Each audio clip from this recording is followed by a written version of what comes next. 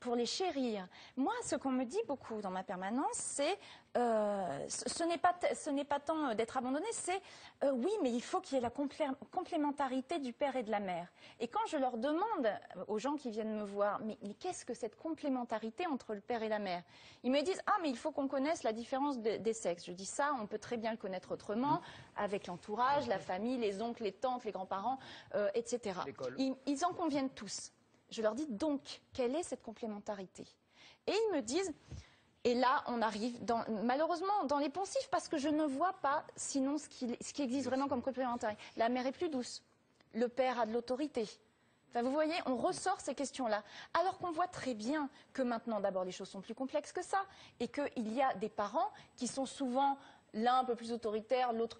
De la même manière qu'avant, on disait, c'est mieux parce que maman est à la maison, il y a voilà, la stabilité de la maman à la maison et le papa, chacun son rôle et tout le monde. Certains sont gardiens de ce modèle de famille. Je l'entends, simplement je suis convaincue que ce n'est pas un modèle adapté à la société d'aujourd'hui et qui rend forcément d'ailleurs les enfants heureux. Vous avez envie de réagir, et Bruno Gollnisch et Pierre-Hervé Grosjean, mais Najat Vallaud-Belkacem prend la parole en répondant juste à une question. Est-ce que vous nous confirmez, comme l'a indiqué Christiane Taubira, que les termes de père et mère ne disparaîtront pas du Code civil ? Ils ne disparaissent absolument pas du Code civil. Évidemment, tout le chapitre 7 relatif à la filiation continuera à comporter les termes de père et mère. Je voudrais juste dire un mot sur la discussion que vous venez d'avoir, parce que j'avoue avoir été plutôt émue par votre témoignage et je vous remercie de nous l'avoir fait partager. Moi, mon sentiment, c'est plutôt que c'est l'être absent qui vous a manqué dans votre histoire. L'être absent, or, dans les familles homoparentales pour lesquelles nous réclamons la protection et la sécurité juridique, il n'y a pas d'être absent. C'est ça qu'il faut bien comprendre. Et de fait, puisque toute la question sous-jacente dans notre discussion, c'est est-ce que des enfants élevés par des familles homoparentales, des couples homoparentaux, peuvent s'épanouir autant que des enfants dans des familles hétéroparentales. Oui, je vais vous répondre. Oui, c'est bien ça la question sous-jacente, n'est-ce pas?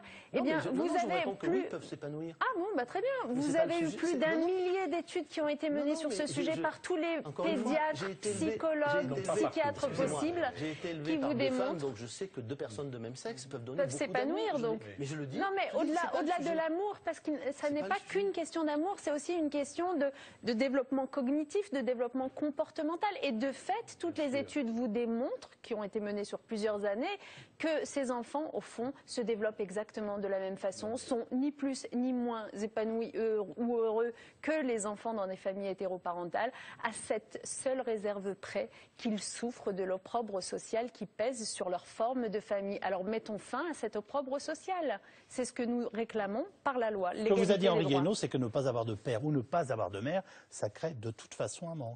Ça crée des souffrances. Non, c'est ce que j'ai compris. D'un être. Que me dites-vous, pardonnez-moi?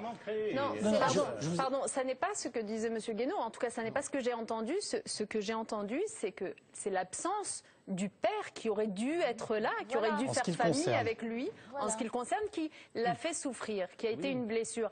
Mais dans le cas des familles homoparentales dont nous parlons, de fait, il n'y a pas un être qui manque, il n'y a pas un être absent. Les deux êtres sont bel et bien là. Ils font famille, d'ores et déjà avec l'enfant. Ils veulent juste être reconnus par la loi. Et c'est dans l'intérêt de l'enfant, bien évidemment. Pierre-Hervé Grosjean. Et on revient à la PMA et à la gestation pour autrui. C'est important que la parole circule. Moi, je trouve vraiment étonnant, un peu inouï, qu'on soit en train de débattre pour savoir si vraiment un papa, c'est complémentaire d'une maman. Oui, mais vous demandez à un enfant de 6 ans si papa, c'est comme maman, mais il va vous dire non. Papa m'apporte des choses que maman ne m'apporte pas. Il ne va pas rentrer dans des théories fumeuses, je ne sais pas quoi. Mais c'est le bon sens de tous ceux qui nous regardent. C'est le bon sens. Mais ça veut dire alors dans ce cas que vous niez cette identité d'homme et cette identité de femme qui sont tellement précieuses l'une et l'autre. Vous dites que c'est la même chose. Deux hommes, c'est deux hommes. Mais on n'a jamais répondu à cette question. J'aimerais bien que vous répondiez. Pour un homme et une femme pour faire un enfant, quand même. D'accord, il faut deux sexes différents, on est d'accord. Mais sinon, quelle est l'identité de l'homme et celle de la femme? Madame, moi je ne suis pas pédopsychiatre. Je ne suis pas spécialiste de je ne sais pas quoi. La seule chose que je sais, c'est que je suis au contact du quotidien des gens. Et moi, je peux vous dire que n'importe quel enfant peut vous expliquer tout simplement, avec des mots, les siens. Mais tous ceux qui nous écoutent, qui nous regardent, doivent sur leur canapé sauter en l'air en disant « Mais attends, mais papa, c'est pas maman, c'est pas la même chose, mais c'est précieux d'avoir les deux. Mais est-ce que c'est... J'espère que les enfants sont couchés, moi, mais d'accord, mais attendez, mais ça veut dire que deux mamans, c'est comme un papa et une maman. Emmanuel Pierrat, une femme, un homme, c'est la même chose. Emmanuel Pierrat, réagissez à vos propos. C'est pas la même chose. Pierre Grosjean, Emmanuel Pierrat. C'est un enrichissement mutuel. Tous les individus sont singuliers. L'altérité sexuelle est quand même une altérité L'altérité peut se retrouver dans autre chose que le sexe, précisément. Il y a d'autres composantes de l'altérité. Ce qui est étonnant, c'est que ça soit une féministe comme vous et la ministre des droits des femmes qui m'explique que finalement, une femme, c'est comme un homme, et qu'après tout, deux hommes, il y aura autant d'altérité qu'entre un homme et une femme. Et je trouve ça étonnant. Mais c'est dans votre raisonnement à vous que vous créez les inégalités entre les hommes et les femmes, parce que vous estimez que les femmes sont faites pour tel rôle et les hommes sont faits pour tel rôle. Mais c'est pas vrai. Et moi, je vous dis qu'il y a des hommes qui peuvent avoir l'instinct maternel aussi, qui peuvent s'occuper des enfants, et je vous dis qu'il y a des femmes qui peuvent aller travailler. ont justement une égale importance, et que priver un enfant de l'un ou de l'autre, c'est une injustice pour l'enfant. Mais Emmanuel Pierrat vient de vous dire que c'était un modèle dépassé. Expliquez-vous. Oui, c'est un modèle dépassé. D'abord, je ne peux pas faire une factuellement, vous voulez dire. Oui, pas un jugement de valeur. Non, non, ce n'est pas un jugement de valeur. C'est un modèle qui est aujourd'hui minoritaire en termes de chiffres, très bêtement. Mais ce n'est pas le débat. La question pour moi, c'est pas de savoir si c'est un modèle minoritaire ou majoritaire. Selon moi, tous les modèles, en quelque sorte, doivent avoir les mêmes droits. Voilà. C'est aussi simple que ça. 75% des enfants vivent avec leurs deux parents, père-mère. Non, on parle du mariage, etc. Moi, je parle de l'altérité.